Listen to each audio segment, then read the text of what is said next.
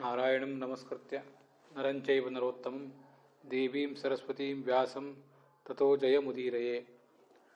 ಹರೇರ್ಗುಣಾಕ್ಷಿಪ್ತಮತಿಃ ಭಗವಾನ್ ಬಾದರಾಯಣಿಃ ಅಧ್ಯಗಾನ್ ಮಹದಾಖ್ಯಾನಂ ನಿತ್ಯಂ ವಿಷ್ಣುಜನಪ್ರಿಯಂ. ಶ್ರೀ ಗುರುಭ್ಯೋ ನಮಃ.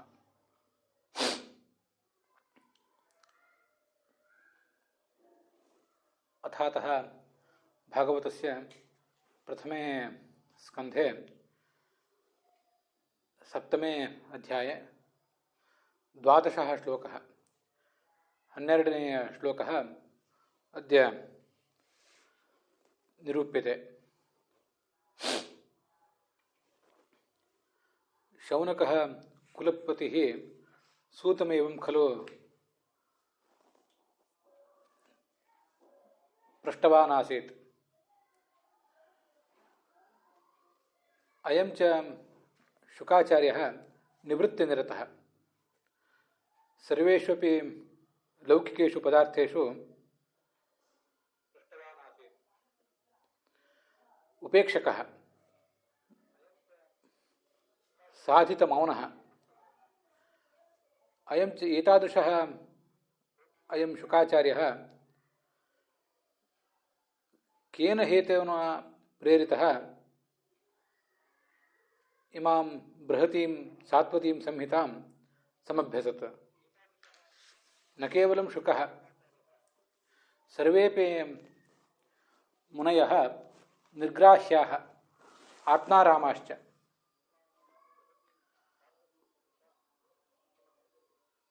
ಸರ್ವೇಪ್ಯೇತೆ ಅಹೈತುಕೀಂ ಭಕ್ತಿಮೇವ ಭಗವತಿ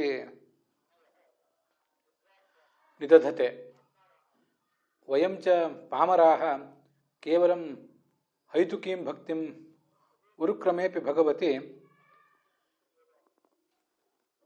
ಪ್ರದರ್ಶಯಿತುಂ ಪ್ರಭವಾಮಃ. ಏತಾದೃಶೀ ಚ ಸ್ಥಿತಿಃ ಸರ್ವೇಷಾಂ ಅಸ್ಮಾಕಂ ಪಾಮರಾಣಾಂ.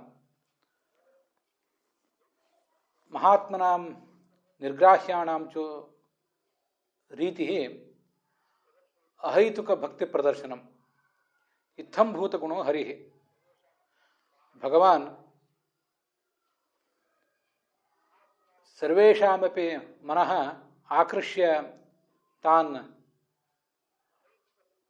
ವೃಣುತೆ. ಇತ್ತಂಭೂತ ಗುಣಸಮುದ್ರೋಯಂ ಹರಿಃ. ಅತಃ ಸರ್ವೇಪ್ಯೇತೆ ಭಾಗವತಾಃ ಭಗವತಾ ಆಕೃಷ್ಯಂತೆ. ಅಯಮಪಿ ಭಾಗವತಾಗ್ರೇಸರಃ ಬಾದರಾಯಣಿಃ ಆತ್ಮಾರಾಮಃ ಮುನಿಃ ಹರೇರ್ಗುಣಾಕ್ಷಿಪ್ತಮತಿಃ ಇದಂ ಮಹದಾಖ್ಯಾನಂ ಪಿತುರೇವ ವೇದವ್ಯಾಸಾತ್ ಇತ್ತಂಭೂತಗುಣಾತ್ ಭಾಗವತಸ್ಯ ಕರ್ತ್ರಾ ಚ ಸಮಭ್ಯಸತ್. ಸಮಭ್ಯಸ್ಯ ಚ ಜಗದಿದಂ ಉಪದಿದೇಶ ತದೇವ ಭಾಗವತಂ ಇತ್ಯೇತಾದೃಶೀ ಪೂರ್ವಕಥಾ. ಅಥಾತಃ 12 ಶ್ಲೋಕಃ ಅದ್ಯ ವ್ಯಾಖ್ಯಾಸ್ಯತೆ. ಪರೀಕ್ಷಿತೋಥ ರಾಜರ್ಷೇಃ ಜನ್ಮಕರ್ಮ ವಿಲಾಪನಂ ಸಂಸ್ಥಾಂ ಚ ಪಾಂಡುಪುತ್ರಾಣಾಂ ವಕ್ಷೇ ಕೃಷ್ಣಕಥೋದಯಾಂ. ಈ ಶುಕಾಚಾರ್ಯರು ಯಾಕೆ ಭಾಗವತವನ್ನು ಓದಲಿಕ್ಕೆ ತೊಡಗಿದರು? ಅವರು ಅಭ್ಯಾಸ ಮಾಡಿದರು ಯಾಕೆ? ಅವ್ರು ಪ್ರವಚನ ಯಾಕೆ ಮಾಡಿದರು ಅಂತನ್ನೋದು ಮುಂದಿನ ವಿಷಯ. ಅವರಿಗೆ ಈ ಜಗತ್ತಿನಿಂದ ಆಗಬೇಕಾದದ್ದೇನಿಲ್ಲ. ಅಂಥವರು ಅದನ್ನು ಓದಿದರೆ ಯಾಕೆ ಅಂತಲೇ ಒಂದು ದೊಡ್ಡ ಪ್ರಶ್ನೆ ಈ ಶೌನಕರಿಗೆ ಬಂದಿತ್ತು.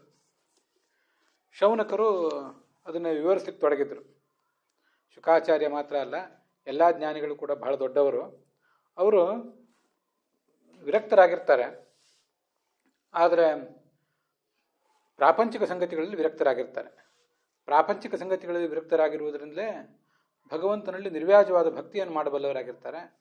ಅವನ ಆ ಮಹಾಮಹಿಮೋಪೇತವಾದ ವ್ಯಕ್ತಿತ್ವದ ಬಗ್ಗೆ ಅವರಿಗೊಂದು ಸೆಳೆತ ಇರ್ತದೆ.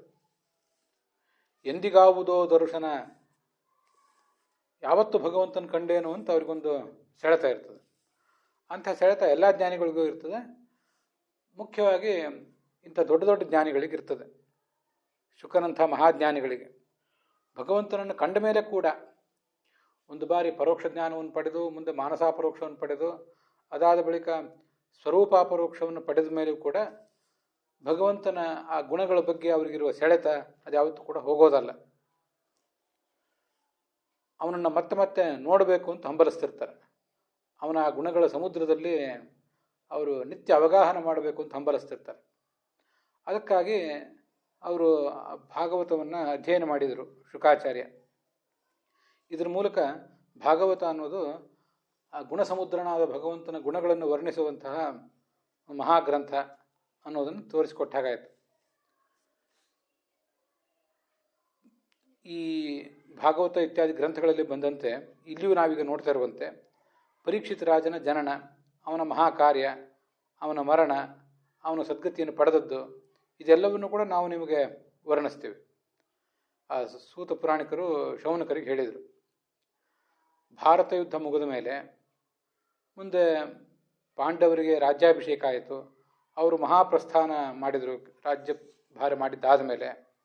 ಅದೆಲ್ಲವೂ ಕೂಡ ಈಗ ನಾವು ನಿಮಗೆ ಹೇಳುವವರಿದ್ದೀವಿ ಅಂತ ಆ ಸೂತ ಪುರಾಣಿಕರು ಶೌನಕರಿಗೆ ಅದನ್ನು ಹೇಳಲಿಕ್ಕೆ ತೊಡಗಿದರು.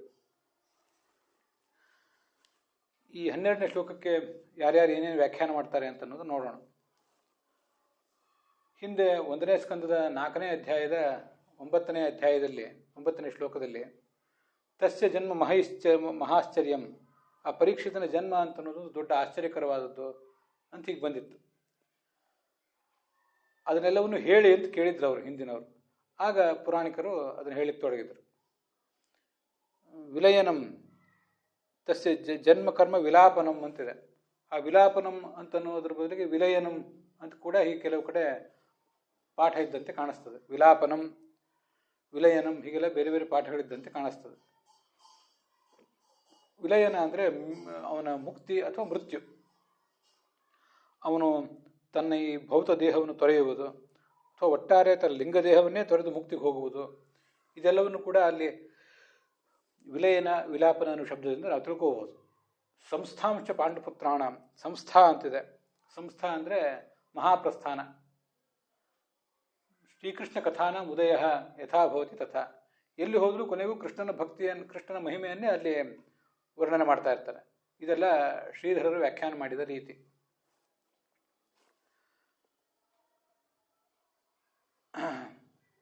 ಈ ಹಿಂದೆ 4ನೇ ಅಧ್ಯಾಯದಲ್ಲಿ ಏನೇನು ಪ್ರಶ್ನೆಗಳನ್ನು ಮಾಡಿದ್ರು ಈ ಸೂತ ಪುರಾಣಿಕ, ಈ ಶೌನಕಾದಿಗಳು, ಅದೆಲ್ಲದಕ್ಕೂ ಉತ್ತರ ಕೊಡ್ತಿದ್ದಾರೆ ಈ ಸೂತ ಪುರಾಣಿಕರು. ಅಭಿಮನ್ಯು ಸುತಂ ಸೂತ ಪ್ರಾಹುರ್ ಭಾಗವತೋತ್ತಮಂ ತಸ್ಯ ಜನ್ಮ ಮಹಾಶ್ಚರ್ಯಂ ಕರ್ಮಾಣಿ ಚ ಗೃಣೀಹಿನಃ. ಅಭಿಮನ್ಯುವಿನ ಮಗ ಈ ಪರೀಕ್ಷಿತ, ಅವನು ಹುಟ್ಟಿದ್ದೇ ದೊಡ್ಡ ಆಶ್ಚರ್ಯ. ಸತ್ತೇ ಹೋಗಬೇಕಾಗಿತ್ತು ದ್ರೋಣರ ಈ ಮಗನಾದ ಅಶ್ವತ್ಥಾಮನ ಬ್ರಹ್ಮಾಸ್ತ್ರಕ್ಕೆ ಬಲಿಯಾಗಿ. ಈತ ಹುಟ್ಟಿಯೂ ಕೂಡ ಮುಂದೆ ಏನೇನು ಮಾಡಿದ, ಹೇಗೆ ಧರ್ಮದಿಂದ ರಾಜ್ಯಭಾರ ಮಾಡಿದ, ಮತ್ತು ಹೇಗೆ ಸದ್ಗತಿಯನ್ನು ಪಡೆದ, ಎಲ್ಲವೂ ಆಶ್ಚರ್ಯ. ಯಾಕೆಂದರೆ ಅವನು ಮುನಿಗೆ ಅವಮಾನ ಮಾಡಿದ. ಮುನಿಗೆ ಅವಮಾನ ಮಾಡಿದರೂ ಕೂಡ ಮತ್ತೆ ಅದನ್ನು ತಿದ್ದುಕೊಂಡ. ಪರಮ ಭಾಗವತನಾದಂಥ ಶುಕಾಚಾರ್ಯನಿಂದಲೇ ಭಾಗವತವನ್ನು ಅಧ್ಯಯನ ಮಾಡುವಂಥ ಒಂದು ಅನುಕೂಲವೂ ಕೂಡ ಅವನಿಗೆ ಬಂದಿತ್ತು. ಇದೆಲ್ಲ ಬೇರೆ ಯಾರಿಗೆ ಬರಲಿಕ್ಕೆ ಸಾಧ್ಯ? ಆದ್ದರಿಂದ ಅದನ್ನು ಆಶ್ಚರ್ಯ ಅಂತ ಅನ್ಬೇಕಷ್ಟೆ.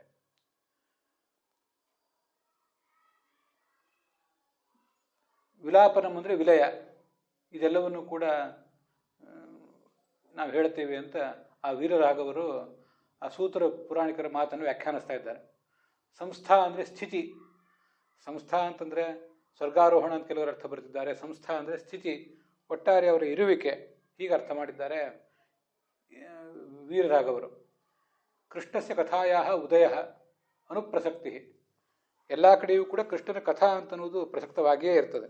ಕೃಷ್ಣನ ಕಥೆ ಇಲ್ಲದೇನೆ, ಕೃಷ್ಣನ ಮಹಿಮೆ ಇಲ್ಲದೇನೆ ಈ ಯಾವುದೂ ಕೂಡ ಬರೋದಿಲ್ಲ. ಪರೀಕ್ಷಿತನ ಜನ್ಮ, ಪಾಂಡವರ ಜೀವನದ ಪ್ರತಿಯೊಂದು ಹಂತ, ಪಾಂಡವರ ಮಕ್ಕಳು, ತನ್ನ ಹಾಗೆ ಕೃಷ್ಣನ ವಂಶದ ಮುಂದಿನ ಮಕ್ಕಳು, ಇವರೆಲ್ಲರ ಕಾಲದಲ್ಲಿಯೂ ಕೂಡ ಕೃಷ್ಣನ ಕಥಾ ಅಂತನ್ನೋದು ಇದ್ದೇ ಇದೆ. ಅದರಿಂದ ಇದೆಲ್ಲವನ್ನು ಕೂಡ ಈಗ ಹೇಳ್ತೇನೆ ಅಂತ ಅವರು ಹೇಳಿಕ್ಕೆ ತೊಡಗಿದ್ದಾರೆ. ಇದಿಷ್ಟು ವೀರರಾಘವರ ವ್ಯಾಖ್ಯಾನ ಆಯಿತು. ರಾಧಾಕೃಷ್ಣರ ವ್ಯಾಖ್ಯಾನದಲ್ಲಿ ಅವನ ಕರ್ಮ ಕಲಿನಿಗ್ರಹಾದಿ ರೂಪವಾದ ಕರ್ಮ, ಕಲಿಯನ್ನು ಸಾಕ್ಷಾತ್ ಕಂಡು ಆತನನ್ನು ಸದೆಬಡ್ದವನು ಈ ಪರೀಕ್ಷಿತ ರಾಜ. ಕೃಷ್ಣ ಕಥಾವಿರ್ಭಾವ ಸಹಿತಂ, ಕೃಷ್ಣ ಕಥೋದಯ ಅಂದರೆ ಕೃಷ್ಣ ಕಥಾವಿರ್ಭಾವ ಸಹಿತಂ ಅಂತ ವ್ಯಾಖ್ಯಾನ ಮಾಡಿದ್ದಾರೆ, ಅರ್ಥ ಬರೆದಿದ್ದಾರೆ. ಇದಿಷ್ಟು ನಾವೀಗ ನೋಡಿದ್ದಾಯಿತು. ಇನ್ನು ವಿಜಯಧ್ವಜರು ಮತ್ತು ಯಾದವಾರ್ಯರು ಈ ಶ್ಲೋಕಕ್ಕೆ ಏನು ಅರ್ಥ ಮಾಡ್ತಾರೆ ಅಂತ ಅನ್ನೋದನ್ನು ನಾವು ನೋಡಬೇಕು.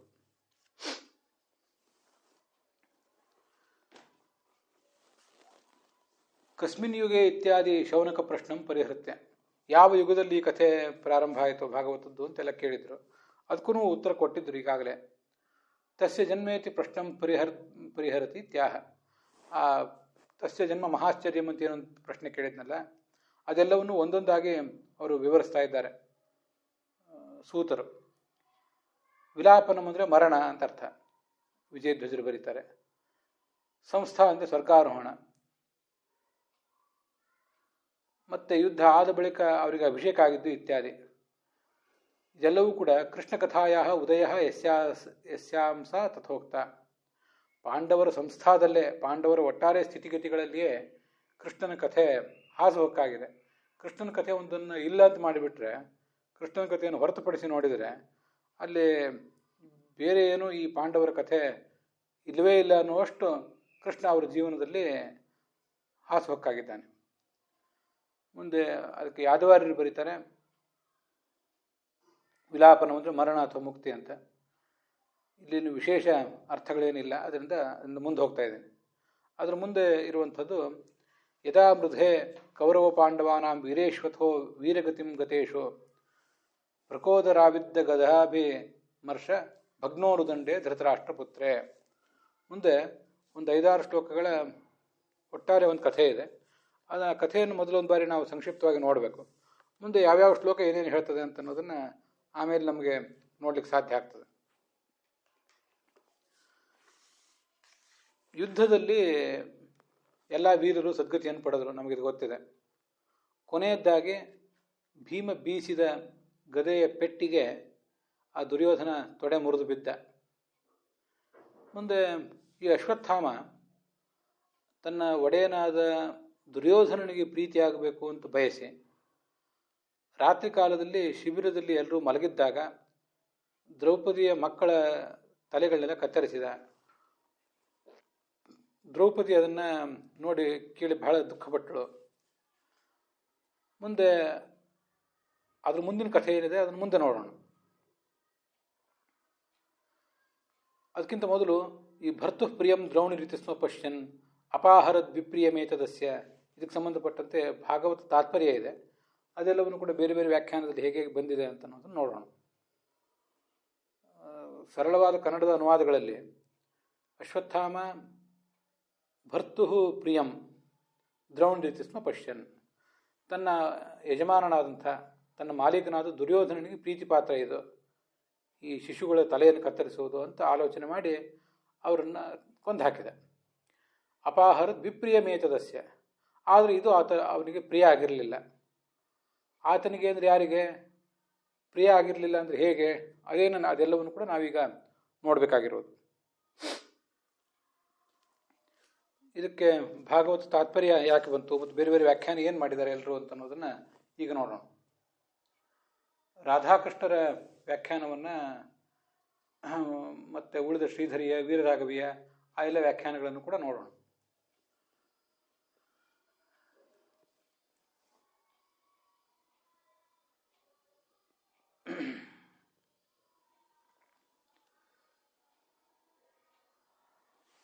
ಭರ್ತು ಅಂದರೆ ತನ್ನ ಯಜಮಾನನಾದಂಥ ದುರ್ಯೋಧನ. ಇತಿ ಏವಂ ಪ್ರಿಯಂ ಸ್ಯಾತ್, ತನ್ನ ಯಜಮಾನನಾದ ದುರ್ಯೋಧನಿಗೆ ಪ್ರೀತಿ ಆದೀತಿದು. ಪ್ರಿಯಂ ಸ್ಯಾದಿತಿ ಪಶ್ಯನ್ ತಸ್ಯ ತದ್ ವಿಪ್ರಿಯಮೇವೇತಿ ವಾಕ್ಯಾಂತರಂ ವಿಪ್ರಿಯತ್ವೇ ಹೇತು ಜುಗುಪ್ಸಿತದಮಂ ಅತ್ಯಂತ ಜುಗುಪ್ಸಾ ವಿಶಿಷ್ಟಮಿತಿ.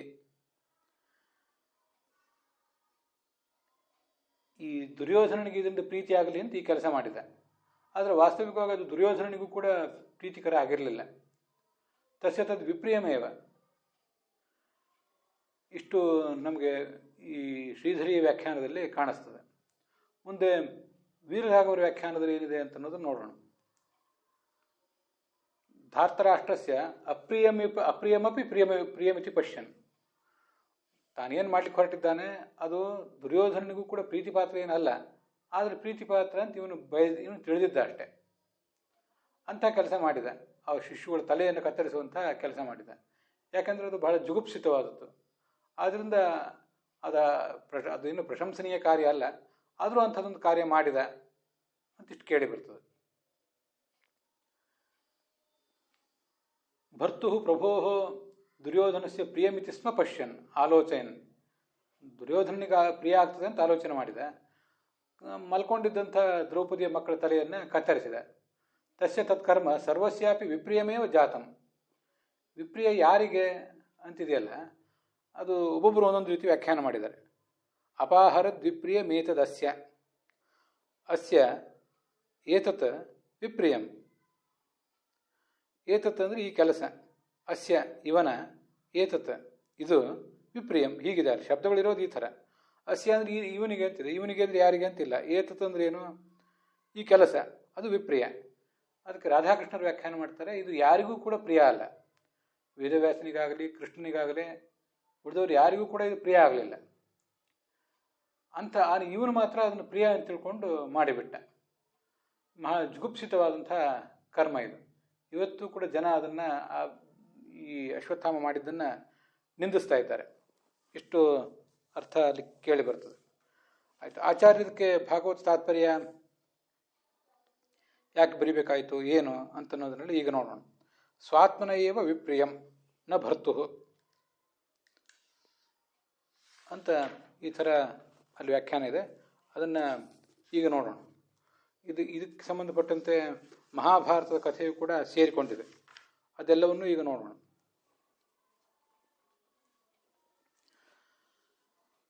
ಈ ವಿಪ್ರಿಯ ಮೇತದಸ್ಯ ಅಂತ ಹೀಗಿದೆಯಲ್ಲ, ಅದಕ್ಕೆ ಬೇರೆ ಬೇರೆಯವರು ಏನು ವ್ಯಾಖ್ಯಾನ ಮಾಡ್ತಾರೆ. ದುರ್ಯೋಧನನಿಗೂ ಕೂಡ ಅಸ್ಯ ಅಂದರೆ ದುರ್ಯೋಧನನಿಗೆ ಅಂತ ಅರ್ಥ ಮಾಡ್ಕೋತಾರೆ ಕೆಲವರು. ಯಾಕೆಂದರೆ ಅಸ್ಯ ಅನ್ನೋದು ಸರ್ವನಾಮ ಶಬ್ದ ಮಾತ್ರ, ಅದು ಇವನಿಗೆ ಅಂತ ಹೇಳ್ತದೆ. ಇವನಿಗೆ ಅಂದರೆ ಯಾರಿಗೆ, ಅದು ಯಾರಿಗೂ ಆಗ್ಬೋದು, ಅದೇ ಸಮಸ್ಯೆ. ದುರ್ಯೋಧನನಿಗೆ ಅಂತ ವ್ಯಾಖ್ಯಾನ ಮಾಡಿದ್ದಾರೆ ಕೆಲವರು. ವಿಶ್ವನಾಥ ಚಕ್ರವರ್ತಿಗಳು ಹಾಗೆ ವ್ಯಾಖ್ಯಾನ ಮಾಡ್ತಾರೆ. 5 ಆ ತಲೆಗಳನ್ನು ನೋಡಿದಾಗ, ಕತ್ತರಿಸಿದ ತಲೆಗಳನ್ನು ನೋಡಿದಾಗ ದುರ್ಯೋಧನಿಗೆ ಬಹಳ ಸಂತೋಷ ಆಯಿತು. ಅದಾದಮೇಲೆ ಅವು ಪಾಂಡವರ ತಲೆ ಅಲ್ಲ ಅಂತ ಗೊತ್ತಾದಾಗ, ಅಯ್ಯೋ ಪಾಂಡವರ ವಧೆ ಆಗಲಿಲ್ವಲ್ಲ ಅಂತ ಬಹಳ ದುಃಖಪಟ್ಟ. ಕೊನೆಗೆ ಅದಲ್ಲದೆ ಆ ಬಾಲಕರ ವಧೆ ಮಾಡಿದ್ದರಿಂದ ಶಿಶುಹತ್ಯಾ ದೋಷ ಬಂತಲ್ಲ, ಒಟ್ಟಾರೆ ನಮ್ಮ ವಂಶಕ್ಕೆ ಒಂದು ಶ್ರಾದ್ದ ಮಾಡುವವರು ಯಾರು ಇಲ್ದಂತಾದ್ರಲ್ಲ ಅಂತ ಹೀಗೆ ಅವನು ಬಹಳ ದುಃಖಪಟ್ಟ. ಈ ಒಂದಿಷ್ಟು ಹರ್ಷವೂ ಆಗಿತ್ತು, ಸಂತೋಷವೂ ಆಗಿತ್ತು. ಈ ವಿರುದ್ಧ ಭಾವನೆಗಳ ಸಮ್ಮಿಶ್ರಣದಲ್ಲೇ ಆತ ತೊಳಲಾಡ್ತಾ ಸತ್ತು ಹೋದ ಅಂತ ವಿಶ್ವನಾಥರು ವ್ಯಾಖ್ಯಾನ ಮಾಡಿದ್ದಾರೆ.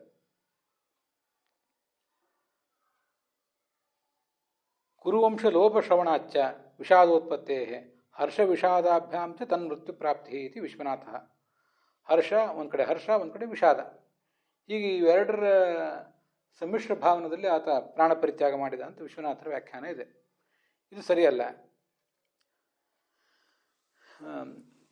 ಸ್ವಾತ್ಮನೇವ ವಿಪ್ರಿಯಂ ನ ಭರ್ತು ಪ್ರಯೋಜನಾಭಾವಾತ್ ವಿಪ್ರಿಯಮಿವ ಚ ತಸ್ಯ ಪ್ರಿಯಮಿತಿ ಚ ಪ್ರಿಯಮಿತಿ ಪ್ರಸ್ವಾಪೋಕ್ತಂ. ಇದಿಷ್ಟು ಆಚಾರ್ಯರು ಇದಕ್ಕೆ ಬರೆದಿರುವ ಭಾಗವತ ತಾತ್ಪರ್ಯ. ಈ ಅಸ್ಯ ಅನ್ನೋ ಶಬ್ದದಿಂದ ಯಾರನ್ನು ಇಟ್ಕೊಳ್ಬೇಕು ಅಂತ ಪ್ರಶ್ನೆ. ಅಸ್ಯ ಅನ್ನೋ ಶಬ್ದದಿಂದ ದುರ್ಯೋಧನನ ಇಟ್ಕೊಂಡ್ರು ಕೆಲವರು, ದುರ್ಯೋಧನನ ಇಟ್ಕೊಳ್ಳುವುದಲ್ಲ, ಅಂದರೆ ಸ್ವಾತ್ಮನ ಏವ, ಈ ಕೆಲಸವನ್ನು ಮಾಡ್ತಾ ಇರುವವನು ಯಾರು, ಅಶ್ವತ್ಥಾಮ. ಅದರಿಂದ ಸ್ವಾತ್ಮ ಅಂದರೆ ಅಶ್ವತ್ಥಾಮ. ಅವನಿಗೆ ಇದು ಅಪ್ರಿಯ, ದುರ್ಯೋಧನನಿಗಿದು ಅಪ್ರಿಯ ಅಂತ ಅರ್ಥ ಅಲ್ಲ. ದುರ್ಯೋಧನನಿಗಿದು ಪ್ರಿಯವೇ ಆಗಿತ್ತು. ವಾಸ್ತವಿಕವಾಗಿ ಈ ಅಶ್ವತ್ಥಾಮ ತಾನಂಥ ನೀಚ ಕೆಲಸವನ್ನು ಮಾಡುವವನಲ್ಲ, ಅದು ಅವನಿಗೆ ಪ್ರಿಯ ಅಲ್ಲ. ಆದರೆ ದುರ್ಯೋಧನಿಗೆ ಪ್ರಿಯ ಆಗ್ತದಲ್ಲ ಅಂತ ಮಾಡಿದ ಅಷ್ಟೆ. ಮುಂದೆ 39ನೇ ಶ್ಲೋಕ ಒಂದು ಇಲ್ಲೇ ಕೇಳಿ ಬರ್ತದೆ. ಇದೇ ಅಧ್ಯಾಯದಲ್ಲಿ ಮುಂದೆ ಬಂದಿದೆ. ಭರ್ತುಶ್ಚ ವಿಪ್ರಿಯಂ ವೀರ ಅಂತ. 39ನೇ ಶ್ಲೋಕವನ್ನು ನೋಡಿದರೆ ದುರ್ಯೋಧನನಿಗೂ ಕೂಡ ಅದು ಅಪ್ರಿಯ ಆಗಿತ್ತೇನೋ ಅನ್ನುವಂತೆ ಕಾಣಿಸ್ತದೆ.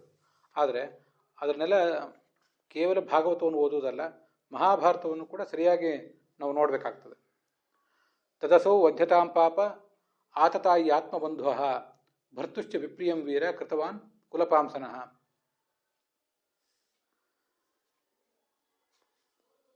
ಈ ಅಶ್ವತ್ಥಾಮ ನಿನ್ನ ಮಗನನ್ನು ಕೊಂದಿದ್ದಾನೆ, ದ್ರೌಪದಿಯ ಮಗನನ್ನು, ಮಕ್ಕಳೆಲ್ಲ ಕೊಂದಿದ್ದಾನೆ.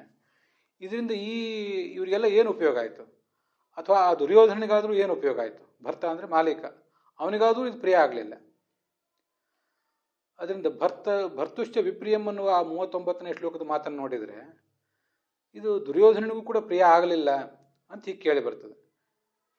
ಕೃತವಾನ್ ಕುಲಪಾಂಸನಃ, ಇಡೀ ಕುಲಕ್ಕೆ, ತಾನು ಹುಟ್ಟಿದ ದ್ರೋಣನ ವಂಶಕ್ಕೆ, ತನಗೆ ಅತ್ಯಂತ ಆತ್ಮೀಯವಾದ ಈ ಕುರುವಂಶಕ್ಕೆ, ಎರಡಕ್ಕೂ ಕೂಡ ಅನ್ಯಾಯ ಬಗೆದವನಿವನು ಈ ಅಶ್ವತ್ಥಾಮ ಅಂತ ಅದರ ತಾತ್ಪರ್ಯ ಎಷ್ಟು ಗೊತ್ತಾಗ್ತದೆ. ಹೀಗೆ ದುರ್ಯೋಧನನಿಗೆ ವಿಪ್ರಿಯ, ಅದು ಪ್ರಿಯ ಆಗಲಿಲ್ಲ ಅಂತ ಮುಂದೆ ಇದೆ.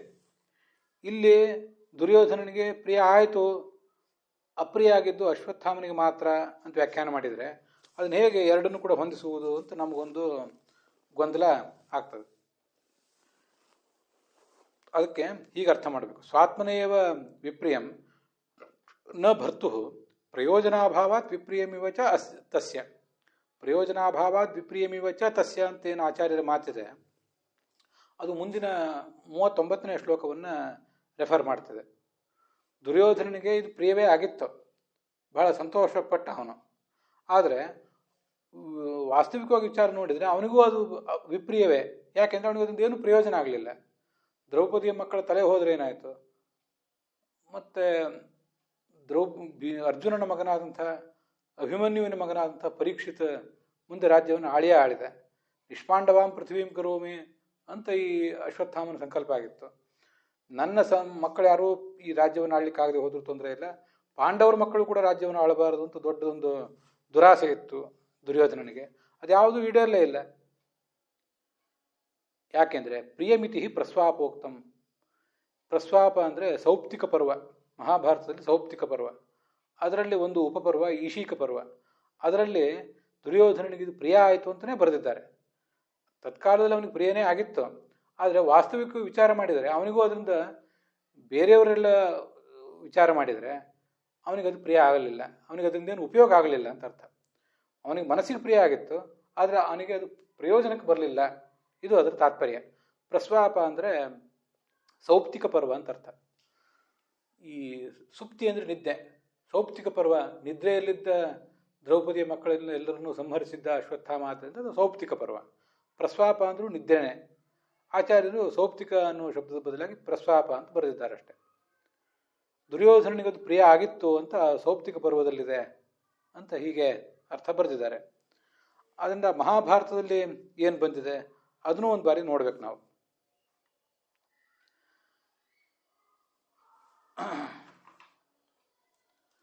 ಈಗಾಗಲೇ ನಾ ಹೇಳಿದಂತೆ ಮಹಾಭಾರತದಲ್ಲಿ ಸೌಪ್ತಿಕ ಪರ್ವದಲ್ಲಿ ಇದು 9ನೇ ಅಧ್ಯಾಯ. ಆ 9ನೇ ಅಧ್ಯಾಯದಲ್ಲಿ ಈ ವಿಷಯ ಎಲ್ಲ ಬಂದಿದೆ. ಈ ಅಶ್ವತ್ಥಾಮ ಈ ಪಾಂಡವರ ಮಕ್ಕಳ ತಲೆಯನ್ನೆಲ್ಲ ಕತ್ತರಿಸಿ ಈ ದುರ್ಯೋಧನನ ಬಳಿಗೆ ಬಂದ. ಕೃತವರ್ಮ ಮತ್ತು ಕೃಪರು ಕೂಡ ಅಲ್ಲಿದ್ದರು. ಏವ ಮುಕ್ತ ರಾಜಾನಂ ಭಗ್ನಸಕ್ತಂ ಅಚೇತಸಂ ಅಶ್ವತ್ಥಾಮ ಲಘು ಪ್ರಾಣಂ ಪುನರ್ವಚನಂ ಅಬ್ರವೀತ್. ಇದೆಲ್ಲವೂ ಆ ಸೌಪ್ತಿಕ ಪರ್ವದ 9ನೇ ಅಧ್ಯಾಯದ 47ನೇ ಶ್ಲೋಕ ನಾನು ಓದ್ತಿದ್ದೇನೆ. ಅಲ್ಲಿ ಆ ಅಧ್ಯಾಯ ಪ್ರಾರಂಭ ಆಗೋದು, 9ನೇ ಅಧ್ಯಾಯದಲ್ಲಿ ಪ್ರಾರಂಭ ಆಗೋದು, ಎಲ್ಲರನ್ನು ಕೂಡ ಕೊಂದು ಯತ್ರ ದುರ್ಯೋಧನೋ ಹತಃ ಗತ್ವಾಚೇನಂ ಅಪಶ್ಯಂತ ಕಿಂಚಿತ್ ಪ್ರಾಣಂ ಜನಾಧಿಪಂ. ಇನ್ನೂ ಸ್ವಲ್ಪ ಕುಟುಕು ಜೀವ ಅವನಲ್ಲಿತ್ತು. ಅವನನ್ನು ಇವರೆಲ್ಲರೂ ಸಮೀಪಿಸಿದರು.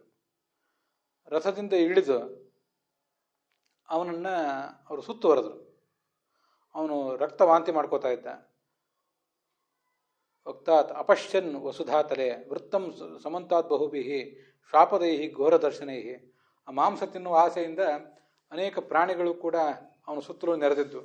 ಯಾವಾಗ ಇವನು ಸಾಯ್ತಾನೆ, ನಾವು ಯಾವಾಗ ಈತನ ಮಾಂಸವನ್ನು ತಿಂದೇವು ಅಂತ ಅವೆಲ್ಲ ಪ್ರಾಣಿಗಳು ಕಾಯ್ತಾ ಇದ್ದವು. ಅಂಥ ದುರ್ಯೋಧನನ ಬಳಿಗೆ ಅವರು ಬಂದು ಅವನ ಸಮೀಪ ಅನೇಕ ಮಾತುಗಳನ್ನೆಲ್ಲ ಆಡಿದರು. ಅಲ್ಲಿ ಕೊನೆಗೆ ಬರುವಂಥ ಶ್ಲೋಕ, ಆ ದುರ್ಯೋಧನಿಗೆ ಅದನ್ನೆಲ್ಲ ನೋಡಿದಾಗ ಏನಾಯಿತು ಅದು ಮುಖ್ಯ.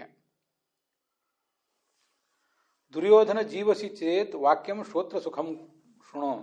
ಇದು ಅಶ್ವತ್ಥಾಮ ಹೇಳಿದ ಮಾತು. ನಿನ್ನ ಕಿವಿಗೆ ಜೇನಿನಂತೆ ಸಿಹಿಯಾದ ಒಂದು ಮಾತನ್ನು ಹೇಳ್ತಾ ಇದ್ದೇನೆ. ಪಾಂಡವರ ಪಕ್ಷದಲ್ಲಿ 7 ಜನ ಉಳಿದಿದ್ದಾರೆ, ಮತ್ತು ನಾವು ಕೌರವರ ಪಕ್ಷದಲ್ಲಿ 3 ಜನ ಉಳಿದಿದ್ದೇವೆ. ತೇಜೈವ ಭ್ರಾತರ ಪಂಚ ವಾಸುದೇವೋತ ಸಾತ್ಯಕಿ, 5 ಜನ ಪಾಂಡವರು, ಕೃಷ್ಣ ಮತ್ತು ಸಾತ್ಯಕಿ ಉಳಿದಿದ್ದಾರೆ. ಈ ಕಡೆ ಕೌರವರ ಪಕ್ಷದಲ್ಲಿ ನಾನು, ಕೃತವರ್ಮ, ಅಶ್ವತ್ಥಾಮ, ಕೃತವರ್ಮ ಮತ್ತು ಕೃಪ ಇಷ್ಟು ಜನ ಉಳಿದಿದ್ದೇವೆ. ದ್ರೌಪದೇಯ ಹತಾಃ ಸರ್ವೇ ದೃಷ್ಟದ್ಯುಮ್ನಸ್ಯ ಚಾತ್ಮಜಾಃ ಪಂಚಾಲಾಹ ನಿಹತಾಃ ಸರ್ವೇ ಮತ್ಸ್ಯಶೇಷಂ ಚ ಭಾರತ. ದ್ರೌಪದಿ ಮಕ್ಕಳನ್ನೆಲ್ಲವನ್ನೂ ಕೂಡ ಕೊಂದು ಹಾಕಿದ್ದೇನೆ. ಪಂಚಾಲಾಹ ನಿಹತಾಃ ಸರ್ವೇ, ಎಲ್ಲ ಪಾಂಚಾಲ ದೇಶದವರೆಲ್ಲರನ್ನೂ ಕೂಡ ನಾವು ಸಂಹಾರ ಮಾಡಿಬಿಟ್ಟಿದ್ದೇವೆ. ಕೃತೆ ಪ್ರತಿಕೃತಂ ಪಶ್ಯ ಹತಪುತ್ರಾಹಿ ಪಾಂಡವಾಹ, ಪಾಂಡವರು ತಮ್ಮ ಮಕ್ಕಳನ್ನೆಲ್ಲ ಕಳ್ಕೊಂಡಿದ್ದಾರೆ. ಸೌಪ್ತಿಕೆ ಶಿಬಿರಂ ತೇಜಾಂ ಹತಂ ಸನರವಾಹನಂ, ಅವ್ರು ಮಲ್ಕೊಂಡಿದ್ದಾಗ ಅವರ ಶಿಬಿರವನ್ನೆಲ್ಲ ನಾವು ನಾಶಪಡಿಸಿಬಿಟ್ಟಿದ್ದೇವೆ. ಅಲ್ಲಿ ಒಳಗೆ ಹೋಗಿ, ಆ ಶಿಬಿರದೊಳಗೆ ಹೋಗಿ ಆ ಧೃಷ್ಟದ್ಯುಮ್ನನ್ನು ಕೂಡ ಪಶುವನ್ನು ಕೊಂದಂತೆ ನಾನು ಕೊಂದು ಹಾಕಿಬಿಟ್ಟಿದ್ದೇನೆ ಅಂತ ಅವನು ಹೇಳಿದ. ದುರ್ಯೋಧನಸ್ತು ತಾಂ ವಾಚಂ ನಿಶಮ್ಯ ಮನಸಃ ಪ್ರಿಯಾಂ ಪ್ರತಿಲಭ್ಯ ಪುನಶ್ಚೇತಃ ಇದಂ ವಚನಂ ಅಬ್ರವೀತ್. ಅದು ಮನಸ್ಸಿಗೆ ಬಹಳ ಪ್ರಿಯ ಆಗಿತ್ತಂತೆ ಈ ದುರ್ಯೋಧನನಿಗೆ. ಅವನ ಜೀವವೇ ಉಡುಗಿ ಹೋಗುವಂತಿತ್ತು, ಮೈ ಮೇಲಿನ ಎಚ್ಚರವೇ ತಪ್ಪಿ ಹೋಗುವಂತಿತ್ತು. ಅಂಥ ಸಂದರ್ಭದಲ್ಲೂ ಕೂಡ ಸ್ವಲ್ಪ ಎಚ್ಚರವನ್ನು ಪಡ್ಕೊಂಡ. ಮುಂದೆ ಈ ಮಾತನ್ನು ಹೇಳಿದ. ನಮೇ ಅಕರೋತ್ ತದ್ ಗಾಂಗೇಯ ನಕರ್ಣೋ ನಚ ಮೇ ಪಿತಾ ಯತ್ವಯ ಕೃಪಭೋಜಾಭ್ಯಾಂ ಸಹಿತೇನ ಅದ್ಯ ಮೇ ಕೃತಂ. ಅಶ್ವತ್ಥಾಮ, ನೀನು ನನಗೆ ಇವತ್ತೊಂದೇನು ಪ್ರಿಯಕರವಾದ ಕೆಲಸ ಮಾಡಿದ್ದೀಯಲ್ಲ, ಇಂಥ ಕೆಲಸವನ್ನು ಬೇರೆ ಯಾರು ಮಾಡಿದ್ದಾರೆ? ನಮ್ಮ ಮೊದಲನೇ ಸೇನಾಪತಿಯಾದ ಭೀಷ್ಮ ಮಾಡಿದ್ನ, ಕರ್ಣ ಮಾಡಿದ್ನ, ನಿನ್ನ ತಂದೆಯಾದಂಥ ದ್ರೋಣ ಆದರೂ ಅದನ್ನು ಮಾಡಿದ್ನ? ಯಾರೂ ಮಾಡಲಿಲ್ಲ. ಇವತ್ತು ನೀನು, ಕೃಪ ಮತ್ತು ಈ ಕೃತವರ್ಮ, ಈ 3 ಸೇರಿಕೊಂಡು ಏನೊಂದು ಕಾರ್ಯ ಮಾಡಿದ್ದಿರಲ್ಲ, ಇಂಥ ಕಾರ್ಯವನ್ನು ಬೇರೆ ಯಾರೂ ಮಾಡಲಿಲ್ಲ, ನನಗಷ್ಟು ಪ್ರಿಯ ಆಗಿದೆ ಈಗ ಅಂತ ಅವನು ಹೇಳ್ಕೊಂಡ. ಸಚ ಸೇನಾಪತಿ ಕ್ಷುದ್ರ ಹತಃಸಾರ್ಧಂ ಶಿಖಂಡಿನ. ಆ ಕ್ಷುದ್ರನಾದ ಸೇನಾಪತಿ ಭೀಷ್ಮ ಆ ಶಿಖಂಡಿಯ ಮೂಲಕ ಸತ್ತೋದ. ಸ್ವಸ್ತಿ ಪ್ರಾಪ್ನುತ ಭದ್ರಂ ವಹ ಸ್ವರ್ಗೇನ ಸಂಗಮಃ ಪುನಃ ಇತ್ಯೇವ ಮುಕ್ತ ಪುತ್ರಸ್ತೆ ಕುರುರಾಜೋ ಮಹಾಮುನಃ ಪ್ರಾಣಾನ್ ಉಪಾಸೃಜದ್ವೀರಃ ಸುಹೃದಾಂ ದುಃಖಮಾದದತ್. ಅಂತೂ ನೀನು ನನಗೆ ಮಾಡಿರುವ ಕೆಲಸ ಇಷ್ಟು ಪ್ರೀತಿಕರವಾಗಿದೆ, ಇದರಿಂದ ನಾನೀಗ ಸಂತೋಷವಾಗಿ ಪ್ರಾಣ ಬಿಡ್ತಾ ಇದ್ದೇನೆ. ನಾಳೆ ನಾವೆಲ್ಲರೂ ಕೂಡ ಸ್ವರ್ಗದಲ್ಲಿ ಹೋಗಿ ಮತ್ತೊಮ್ಮೆ ಭೇಟಿ ಮಾಡಬೇಕಾಗಿದೆ. ಸ್ವಸ್ತಿ ಪ್ರಾಪ್ನುತ, ನಿಮಗೆಲ್ರಿಗೂ ಒಳ್ಳೆಯದಾಗಲಿ. ಸ್ವರ್ಗೇನ ಸಂಗಮ ಪುನಃ, ಸ್ವರ್ಗದಲ್ಲಿ ನಮಗೂ ನಿಮಗೆಲ್ರಿಗೂ ಕೂಡ ಸಂಗಮ ಆಗಲಿ ಅಂತ ಹೀಗೆ ಅವರು ಕೇಳ್ಕೋತಾರೆ. ಇತ್ಯೇವ ಮುಕ್ತ ಪುತ್ರಸ್ತೆ ಕುರುರಾಜೋ ಮಹಾಮನಃ, ಹೀಗೆ ಹೇಳಿ ಅವನು ಅಲ್ಲಿ ಪ್ರಾಣ ಬಿಟ್ಟುಬಿಟ್ಟ ಅಂತದರ ಅರ್ಥ.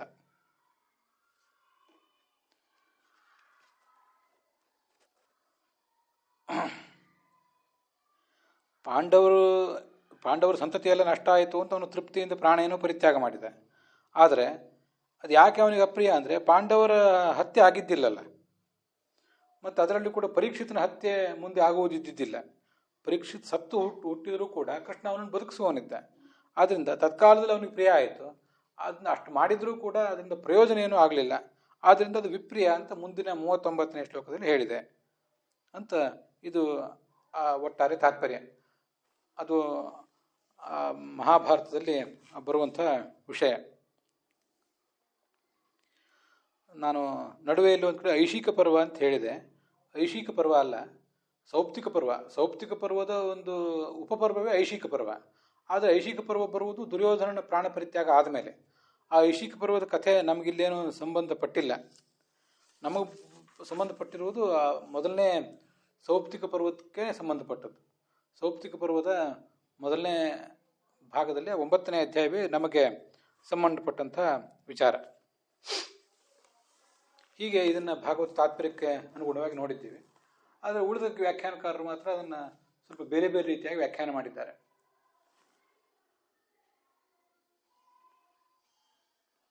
ಇದು ರಾಧಾಕೃಷ್ಣರ ವ್ಯಾಖ್ಯಾನವನ್ನು ನೋಡಿದ್ವಿ. ಪ್ರಭೋ ದುರ್ಯೋಧನಸ್ಯ ಪ್ರಿಯಮಿತಿ ಸ್ಮ ಪಶ್ಯನ್, ತನ್ನ ಧಣಿಯಾದ ದುರ್ಯೋಧನಿಗೆ ಪ್ರೀತಿ ಆಗಲಿ ಅಂತ ಮಾಡಿದ, ಆದರೆ ಅದರಿಂದ ವಾಸ್ತವಿಕವಾಗಿ ಅದು ಅಪ್ರಿಯವಾಯಿತು ಅಂತ ಉಳಿದವರೆಲ್ಲ ವ್ಯಾಖ್ಯಾನ ಮಾಡಿದ್ದಾರೆ. ಮಹಾಭಾರತದಲ್ಲಿ ಏನು ಹೇಳಿದ್ದಾರೆ ಅಂತನ್ನುವುದನ್ನು ಇವರು ಯಾರು ಕೂಡ ಪರಿಗಣನೆಗೆ ತಗೊಳ್ಳೇ ಇಲ್ಲ. ಮಹಾಭಾರತದಲ್ಲಿ ಅದು ದುರ್ಯೋಧನಿಗೆ ಪ್ರಿಯವಾಗಿತ್ತು, ಹಾಗೆ ಸಂತೋಷದಿಂದ ಅವನು ಪ್ರಾಣ ಪರಿತ್ಯಾಗ ಮಾಡಿದ ಅಂತಲೇ ಇದೆ. ಅದೆಲ್ಲವನ್ನು ಕೂಡ ಎಲ್ಲರೂ ಗಮನಿಸಬೇಕಾಗ್ತದೆ. ವೀರರಾಘವರ ವ್ಯಾಖ್ಯಾನದಲ್ಲಿ ಭರ್ತು ಧಾರ್ತರಾಷ್ಟ್ರಸ್ಯ ಅಪ್ರಿಯಮಪಿ ಪ್ರಿಯಮಿತಿ ಜಾನನ್, ಅವನಿಗೂ ಅದು ಪ್ರಿಯವಲ್ಲ, ಆದರೂ ಪ್ರಿಯ ಅಂತ ತಿಳಿದು ಇವನು ಇಂಥ ಕೆಲಸವನ್ನು ಮಾಡಿದ. ಇದಂ ಕರ್ಮ ತಸ್ಯ ಧೃತರಾಷ್ಟ್ರಸ್ಯ ವಿಪ್ರಿಯಮೇವ, ವಾಸ್ತವಿಕವಾಗಿ ಇದು ಧೃತರಾಷ್ಟ್ರನಿಗೂ ಕೂಡ ದುರ್ಯೋಧನಿಗೂ ಕೂಡ ಇದು ವಿಪ್ರಿಯವೇ. ಅಸ್ಯ ಅನ್ನೋದಕ್ಕೆ ಏನನ್ನು ಇಟ್ಕೋಬೇಕು ಅಂತ ಒಬ್ಬೊಬ್ರಿಗೆ ಒಂದೊಂದು ರೀತಿಯಾದ ಗೊಂದಲ. ವೀರರಾಘವರು ಒಂದು ದೃಷ್ಟಿಯಿಂದ ನಮಗೆ ಸಮ್ಮತವಾದಂಥ ವ್ಯಾಖ್ಯಾನವನ್ನು ಮಾಡಿದ್ದಾರೆ. 2 ವ್ಯಾಖ್ಯಾನ ಮಾಡಿದ್ದಾರೆ ಅವರು, ಅದರಲ್ಲಿ ಒಂದು ವ್ಯಾಖ್ಯಾನ ನಮಗೆ ಸಮ್ಮತವೇ ಆಗ್ತದೆ. ವಿಪ್ರಿಯಮಿವ, ಧೃತರಾಷ್ಟ್ರನಿಗೂ ಅದು ವಿಪ್ರಿಯವೇ, ತತ್ಕಾಲದಲ್ಲಿ ಪ್ರಿಯ ಆಗಿರಬಹುದು, ಆದರೆ ಬೇಸಿಕಲಿ ಮೂಲಭೂತವಾಗಿ ಅದು ವಿಪ್ರಿಯವೇ. ಯದ್ವಾ ಅಸ್ಯ ಅಶ್ವತ್ಥಾಮ್ನಃ ಕರ್ಮ ವಿಪ್ರಿಯಂ ಸರ್ವಲೋಕಸ್ಯ, ಇಡೀ ಜಗತ್ತಿಗೂ ಇದು ಅಪ್ರಿಯ ಅಂತ ಈಗ ಅದಕ್ಕೆ ವ್ಯಾಖ್ಯಾನ ಮಾಡಿದ್ದಾರೆ ವೀರರಾಘವರು.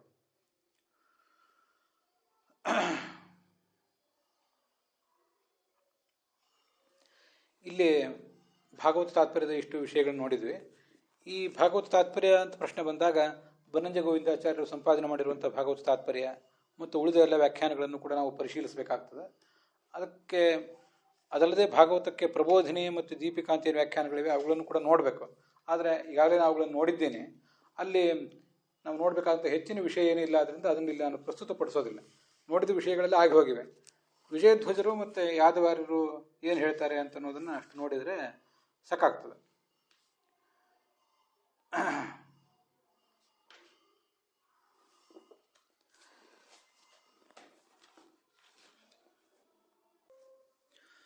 ವಿಜಯಧ್ವಜರ ಮತ್ತು ಯಾದವಾರ್ಯರ ವ್ಯಾಖ್ಯಾನಗಳು ದೀರ್ಘವಾಗಿರುವುದರಿಂದ ಅಲ್ಲಿರುವ ವಿಷಯಗಳನ್ನು, ಹಾಗೆ ಗೋವಿಂದಾಚಾರ್ಯರು ಸಂಪಾದನೆ ಮಾಡಿರುವ ಭಾಗವತದಲ್ಲಿ ಬರುವ ಬೇರೆ ಬೇರೆ ಪ್ರಾಚೀನ ವ್ಯಾಖ್ಯಾಕಾರರ ಅಭಿಪ್ರಾಯಗಳು, ಅದನ್ನು ನಾಳೆ ದಿವಸ ನೋಡೋಣ. ಇಲ್ಲಿಗೆ ಇವತ್ತಿನ ಈ ಭಾಗ ಸಮಾಪ್ತವಾಗಿದೆ. ಹುಸಿಯ ನಾಡಿ ಹೊಟ್ಟೆ ಹೊರೆವ ವಿಷಯದಲ್ಲಿ ರಸಿಕನೆಂದು ಹುಸಿಗೆ ಹಾಕಿದ್ರು ಇನ್ನು ಋಷಿಕೇಶನೇ, ಈಶನಿನ್ನ ಚರಣ ಭಜನೆ ಆಸೆಯಿಂದ ಮಾಡುವೆ, ದೋಷ ರಾಶಿ ನಾಶ ಮಾಡು ಶ್ರೀಶ ಕೇಶವ. ಶ್ರೀಕೃಷ್ಣಾರ್ಪಣಮಸ್ತು.